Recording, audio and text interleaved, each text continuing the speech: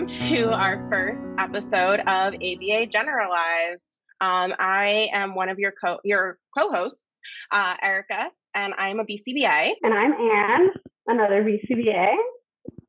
And I'm G, and I'm an RBT. Yeah, so we're super excited to be here for our first episode, and we are going to start off with introducing what ABA is, who we are, why we got into the field, and just a couple other things that we want to talk about in the future. So first, I guess we can start with G. You are an RBT. Can you explain a little bit about that?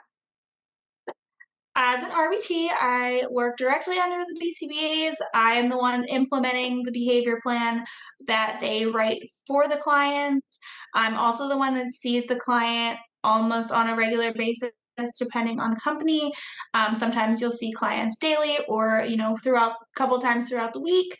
I am just more hands-on. I'm working closely one-on-one, and as I said, directly under the BCBAs. And then Anne, we're It's my still working it out. It's all okay. Anne, you are also a BCBA. Can you explain a little bit about what that is? Yeah, so the BCBA's job is to make the program. So that looks like creating the behavior plans, creating the skill acquisition plans, providing feedback to the RBT, making sure they're supported, changing the program, as needed, as the client's master goals, adding more goals, writing reports, dealing with insurance. Gotta love insurance. Fun stuff.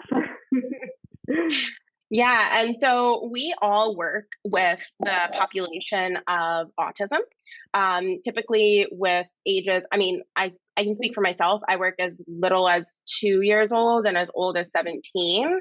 I don't know if either of you have any older clients or younger than 2. I've had, the oldest I've worked with is 22.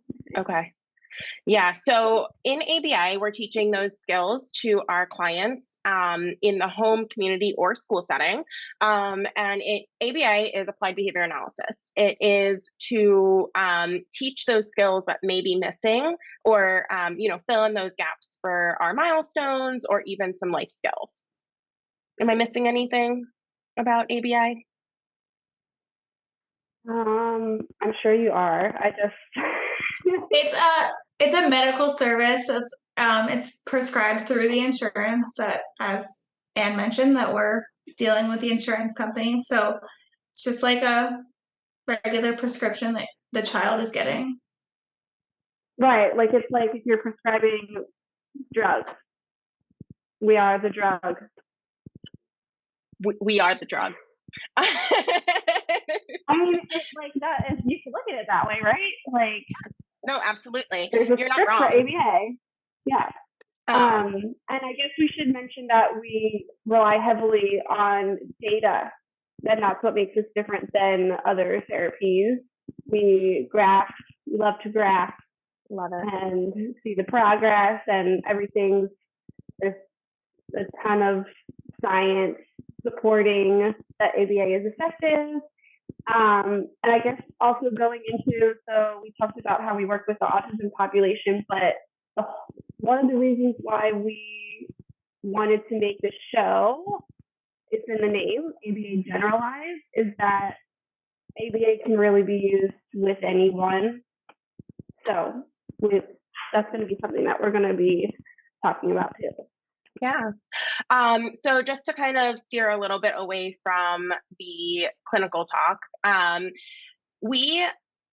the three of us, we worked together for 4 years at least. And unfortunately, myself and Anne had moved away from where G lives. And it's been almost a year since we have all worked together, maybe a little bit more because G switched companies on us. But so personal. um, but we decided that we were just craving working together again. We love talking about ABA, we love what we do, and we really just want to disseminate. We want to put all of our skills and knowledge into the world for everyone else to learn. And that's part of why we're doing this. We really, really missed working all together. So I hope that everyone watching this and listening to it enjoys our banter and our conversations about world things, behaviors that we see every day, or just even things that we want to teach everyone. So, with that being said, let's talk a little bit about how we got into the field. So, Anne, when did you get started, and how did you get started? I think it was in 2013.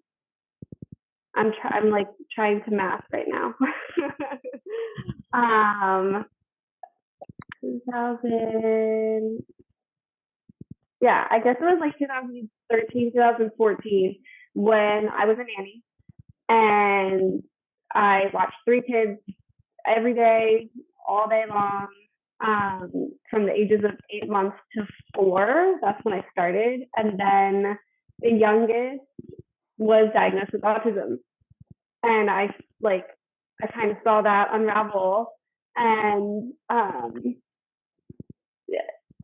then they started to get ABA. And since I was there, I was the one sitting in on sessions. And I wasn't really sure how involved I was supposed to be. So I would just kind of sit like as much as I could while watching the older kids too. And I was like, wow, like I was in community college while doing this, already wanting to be in the field of psychology, but not really sure like what I wanted to do. Like I always gravitated towards working with kids. Like being a teacher was on my list. But having a whole class full of kids is kind of scary. But being like, oh, like you're one-on-one, and you can really just focus on one kid and like really seeing like this kid's progress, and like even like going to other therapies, I was like, what is this? Like, teaching them how to sign, and like how like this was back when we used paper data. So there was like a huge binder of data sheets and the session notes and text, and I was like what is this world? And then I was talking to the aunt of the family, and I was like, I kind of want to ask them like how they got into this, and like she pushed me, and she was like, Anne wants to know what you do, and she wants to know how to do it. So I was like, yep. So then I happened to know the BP. We went to the same high school, so we found a connection, and there were two BPs, behavior therapists, I should say, on the case. So I would talk to them, ask them questions, and it was really easy to get in that role. So that's what I started to do. I started to get all the clearances and yeah. Well, and you talked about paper data, and I don't know if you were at the company that we all worked at yet when we still had the binders of that paper data. I did a little paper data as a professional care assistant, like a PCA. But once I became an RBT, everything was digital. So I did not have to deal with paper data for very long, probably like 3 months. I don't miss those carbon copies, because once you made one mistake, then it was just that whole paper was done for. But Anne, that's awesome. I like that, I feel like you and G have very similar experiences with how you both got into the field. So G, do you want to talk about how you got into the field and when? Yeah, it was very, very similar to Anne's experience. I started in 2019. I was babysitting for a family who just needed after school care for their child. I was interested because it was really close to home, and they had listed on like the ad that the child was getting ABA services, and I had just taken a class in college regarding that. So I was like, let me see what it's like in real life, because the class really didn't do it any justice. We just talked about terms the entire time, and I didn't understand half of them. So going, and then I started the same day as the RBT started, and we kind of just like did it together, trying to figure out this kid and why he was acting the way that he was acting. And I kind of, as Anne said, just kind of sat back and watched what they were doing. And then the more it progressed, I became his homeschool teacher after being his babysitter for however long. And I really saw ABA take place then, of them implementing like strategies during his school day. And that like really helped. And then I was like, I want to do what you guys do, but how do I do that? Because I was just about to graduate with my bachelor's degree in special ed. And at that time, the RBT was going for his master's. So I thought that I had to get my master's in order to do the job. And the BCBA was like, nope, you absolutely don't. You could do this right now if you wanted to. So then I started with the company, as I mentioned before, as a professional care assistant, while I kind of just got my feet wet and got into working with the company and working with children on the autism spectrum. And then from there, I started my competency and my 40-hour training and all that good stuff, and then sat for my RBT exam and been in RBT ever since. So it's been about 4 years now. As an RBT with 2 different companies. Mm-hmm. Yeah, I remember when I met you, actually, the first day that you walked into a client that we were sharing, actually a parent that we're going to have on in the future, that we shared that client, and I knew that you had great skills from the start, and I feel like you would be a wonderful BCBA if you ever decide to, make that choice and leap. And then Anne, we also have worked, social skills together since probably the very start when I came onto that company too. So a little bit of background about me. I became a BT, behavior technician / PCA for a student with a company in 2016. I worked with a student for 2 years. I was contracted from the company to a district school, from the district school to a private school. And even before that, actually, I had no idea what ABA was. I had been looking for master's programs, and I wanted to be a regular talk therapist, get my LPC, and move on from there, and just, talk all day, every day, basically what we do anyways. And I ended up seeing on one of the programs I was applying for my master's, behaviors. Had no idea what ABA was. I clicked it and I was like, I like behaviors. I'll do that.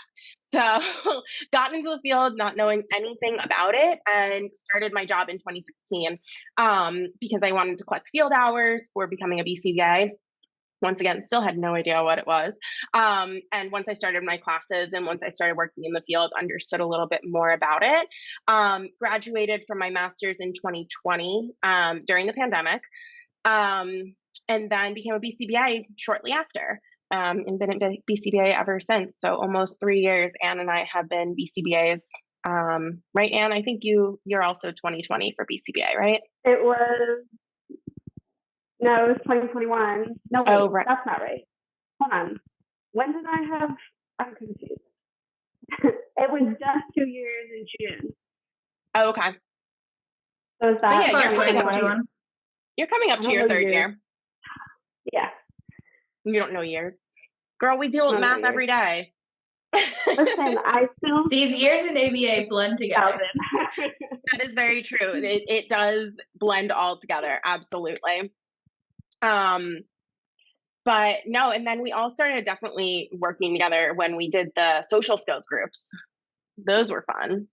And we were all RBTs together. I think I learned the most in social skills because you could see how other BTs or RBTs were doing things. Mm-hmm. And just like, yeah, I just thought that was the best learning environment. And I wish everyone could have that. Yeah. Yeah. It's unfortunate that not every place has clinics, but I mean, I get it. Like, we want to generalize, and that's the name of our show, right? ABA Generalize. We want to generalize the skills from location to location, person to person, and making sure that everyone is able to help the client or the child in general learn these different skills in different locations. And social skills in our clinic was one of those settings, which was a good time. That was fun. Um, let's see. What else did we want to discuss, either about our backgrounds or Erica, why do you like the field of ABA? What makes you stay? that is a wonderful question. I remember my why all the time. I think when Anne and I were definitely studying for our exam, one of the things that we were asked a lot is to remember your why you got into this field, why you want to continue to do this, because it can be very taxing. It's a high burnout field. Not a lot of people realize that, and it is something where you can't shut it off, right? Like, you're always going to have clients that have emergencies or behaviors or parents that need you. But it's more about setting those healthy boundaries. But to answer your question, my why is seeing the progress that every child gets from what I do, right? So I'm not saying I'm a perfect person, because I am definitely not a perfect BCBA whatsoever, but I've seen a lot of great growth in my clients, in my families, and building that rapport too helps as well when, making any sort of progress. So I feel like those relationships and progress together is what keeps me here. What about you, G? I think it's very similar, like just like being able to see like that child that's like hasn't been able to communicate, some of my younger kiddos that are 2 or 3 and like they've never been able to communicate with their parents, and like even though they're not verbally communicating, like their first PECS exchange to like tell their parents they want something, or just being able to follow a simple demand that they maybe have never been able to follow, as simple as like sit down. Just learning all of those things and like being able to start to master goals. And I've also been fortunate enough to see a few kiddos completely graduate from ABA. So like also just seeing, even though I wasn't there for the beginning of their progress, just seeing that ABA does work and they're able to completely graduate and be done with this type of therapy and move on to bigger and better things. And a lot of our kiddos have, go from like technically low functioning to, high functioning because, oh, hey, I've discovered I can talk verbally, or I can speak and ask for things and get what I need to get. So yeah, definitely just like seeing the progress of your clients like every single day. And actually, well, some days you don't see progress, but most days. And yeah, it definitely keeps you going. And also just to see how happy the families get when, as I said, like that first PECS exchange or that first like demand that they actually listen to, and the parents are like absolutely mind blown that things are happening, and you're like, yeah, this is just the beginning. So we have way more to see. And what's your why? I mean, pretty similar. Pretty similar. Seeing the progress. Yeah, and just like seeing that our clients can be a part of this world. I know, a lot of parents will say like, we can't leave the house. Like, we can't, like, this kid doesn't have a childhood because we're so limited because of whatever behaviors they may have. So like being able to help in that is rewarding for me, to feel like, like I can make a difference, like I can help them go grocery shopping, like I can help their kid be more independent, like, teaching them to do things for themselves, like little things that we take for granted that like we have to break down into smaller steps for our clients. it's huge to see after those goals. And I just think that that's really rewarding, and getting the feedback from parents that we didn't see this months ago and now they're doing this. That's my favorite, is seeing that big old jump. I was just talking to a parent yesterday about it, and I was like, this is not how they were doing this 4, 5 months, 6 months ago, maybe even when I did the assessment 7 months ago. And it's so rewarding, even though it's not about us, it's about them. But we do get some rewarding factors of the job. I am wondering, what are either of your favorite go-to procedures for antecedent strategies? So I can explain what I mean by that, I guess. So my favorite thing that I'm always teaching everyone is a first then and that 3, 2, 1 countdown. Gee, you probably heard me over and over with that with our little friends when when I think you guys do perhaps, but I swear I use that, I run that one into the ground, but it works. I feel like that first then language and that countdown always works. I agree. I feel like yeah. Go ahead, Anne. Go ahead. No, go. No, you go first. No, I was just gonna agree. I definitely the first then is definitely your foundation. If you don't have that, I feel like none of the other antecedent strategies are really going to work. That, even if it's paired with a visual or it's just verbal, definitely starting there. Again, I work with mostly the younger population right now. My caseload's 2 to 5. So without that, I don't have anything. That's pretty much it. Mm-hmm. I like giving choices too. At least personally for me, what I run into is control. I like to be in control, and a lot of my clients thrive off of that. So it's okay, how can we give them or let them think that they have some sort of control in what we have to do? If you have to run certain goals, okay, do you want to sit at the table or do you want to do it on the couch? Or, we're going to play with blocks. Do you want to use the Legos or the wooden blocks? So and I think that's all, that can be overlooked. They seem so simple, but they make such a big impact on, how the session's going to run. Because the big thing with that, I also feel is they have to still comply with, they still have to play with blocks. That's definitely still the demand. They still have to follow through with it, but then they are still getting some kind of control in it, which kind of makes them forget about the demand itself of okay, but I get to choose.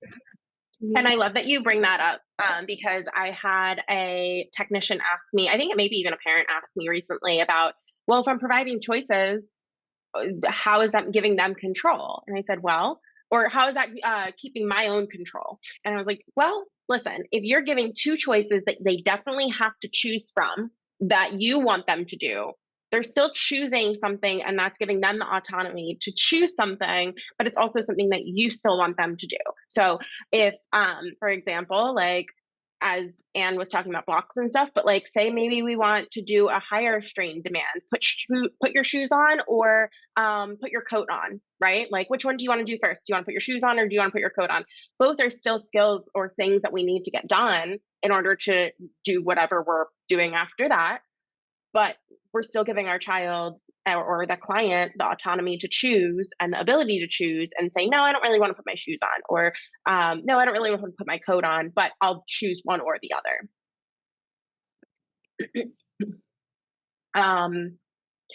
Well, with that, should we talk about consequences too? Sure. I think we should do a separate episode on antecedents and consequences. Just generally, but let's talk about just simple consequences that you do just naturally. Yeah. Who's to guess?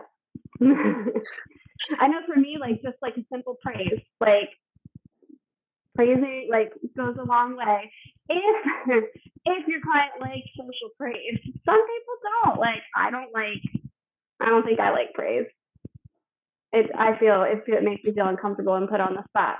But if you have a client who loves that social attention, then praise all day long for what you want them to do and what you want to see them do, so that they will hopefully do it again in the future. I think it also matters the level of praise or attention a client really likes, because I also noticed another one of my kids, I was talking about this in an IEP meeting yesterday, actually, how this specific client that I have, they love social everything. They're very attention seeking and they love their praise, but you can't be extra exuberant like I might be, where I might be, oh my gosh, that's amazing. Whereas like he likes the, oh, great job, this bum. Um, but for me, I guess like I like that specific part of the praise, like making sure that they know exactly what they did right, like especially after something that they did correctly. Now, for the consequence procedure that I typically use is more that redirection. If they're not engaging in that task, right? So like blocking, extinction, redirection, which we can get all into at another point in time. But I find those are in my behavior plans with our consequence strategies, mostly, besides the specific praise. What about G? What do you? Oh my gosh! I agree. A lot of the behavior plans that I'm working with right now, as Erica just said, like there it's a lot more redirection right now with the little guys of like, no, we're not doing this. We're gonna go do that instead. Edible reinforcements are always great too, though. What are your carry some gummies around with you? How do you really feel though about edibles? Because I can tell you how I feel, and I'm sure you can also. I think that's a whole other episode. Some of my kiddos though will work their behinds off for a gummy bear or a sour. So honestly, if it works for that client, I'm all for it. As long as we can get to where we gotta go, it's going. I agree. I think it is a whole separate episode talking about edibles. Anne and I were in a school, and you know exactly what I'm talking about. And overused, yes, overused, and it's not anyone's fault. It was kind of just became a thing. And I don't even think it was like a reinforcer at that point. It was just like, this is how I'm giving you your snack. It was almost like it was an addiction. Because we saw the withdrawals in all the kids, unfortunately. Like like I said, we'll talk about this in another episode, but just to kind of like piggyback off of that, like the withdrawals part, like the client would engage in maladaptive behaviors, for lack of better words. And they would do that until they got exactly what they were looking for, and that's when we reinforced the negative behaviors. And once again, we can talk all about that another time. I'm going to talk about in the future. Yeah. So I think like it would be wonderful to hear from you guys, our viewers and our listeners. If you have any sort of requests for topics, we would absolutely love to discuss them. If you have any questions or concerns, we also would love to hear from you. We want to talk a little bit about like the negative outlook on ABA and why we still see negative procedures utilized as punishment, and how we can maybe try and figure out different ways to do or teach people different skills more in that positive and reinforcing aspect. We definitely want to talk about ethics, and how dual relationships are. Gotta talk about ethics. Got to talk about ethics always. It's everyone's favorite topic. Dual relationships are really, really problematic, and why they're problematic, and how you may be creating one yourself. Management strategies and coping skills. We also really want to talk about ABC data and how to understand what functions of behaviors mean. Another topic we've discussed that we want to talk about is what your goals might mean. So, if you are getting ABA for your child or loved one, or maybe you know a loved one that is getting services, what do the goals actually mean? What do your hours recommendations mean? And we'd love to have some teachers on here to talk about the strategies that you utilize in a classroom. And so we can maybe talk about strategies in general that we all utilize on a day to day basis. Um, we also will be bringing real life examples into our show. So, just a disclaimer that we will make sure to maintain HIPAA. So, confidentiality is going to be 100%. We will never name names, locations, anything like that. The only way that we might name a location might be like home community set, type thing. And we also will have some lovely guests. We have some ideas of guests that we want to have on our show in the future as well. Is there anything that I missed, guys?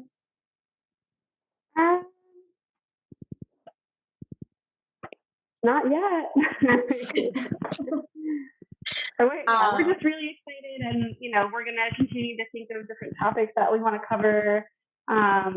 Definitely want to talk about like the parent training side of this too, and that goes with like teacher training too. Whoever is working with our clients, supporting them, because I think I can speak for all of us that we weren't really trained well in that area, and it's very important. Seeing like I'm a parent now, and I think I see a totally different side of that and understand where parents are coming from. So that's definitely something that we want to address, and like generalizing to them, our strategies that we use. Is there anything else? I don't think so. But we're all really excited and hope that you enjoyed listening to our show today or watching, whatever platform you are utilizing. And we hope to see you next time. Yeah, awesome. Well, thank you guys again. And G and Anne, I am so excited to be working with y'all again. We're back. ABA Generalized, the podcast, is not providing professional advice. Please seek a professional in your area for specific advice and support.